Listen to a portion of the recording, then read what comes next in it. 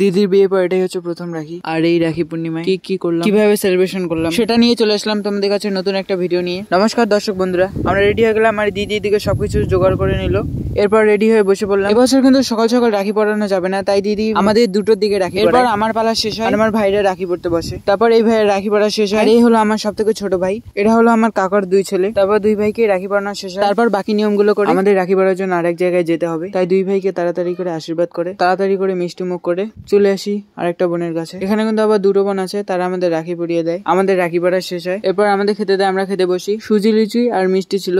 ওই বোনদের ওখানে খাওয়া দাওয়ার পর চলে আসি বাড়িতে। লুচি আর ঘুগনি ছিল। অনেকেরই কিন্তু বোন বা দিদি, তাই এই দিনে অনেকেই মন খারাপ করে বসে থাকে, বাট আমি মনে করি মন খারাপ করে না থেকে সবাই সবাইকে রাখি পরাতে পারে। তারপর আমি ফটাফট লুচি শেষ করে একটু ভাত আর চিকেন নিয়ে বসে পড়ি। এইভাবে ভাত খাওয়া দাওয়া শেষ করে গ্লাসের মধ্যে মাথা ঢেলে নিয়ে সেটাকে ঢক ঢক ঢক ঢক করে খেয়ে শেষ করে রাত হতে না হতে চলে আসি আরেক জায়গায় রাখি পড়তে, মানে আমাদের রাখি পরাবে বলে ডেকে নিয়ে আসে।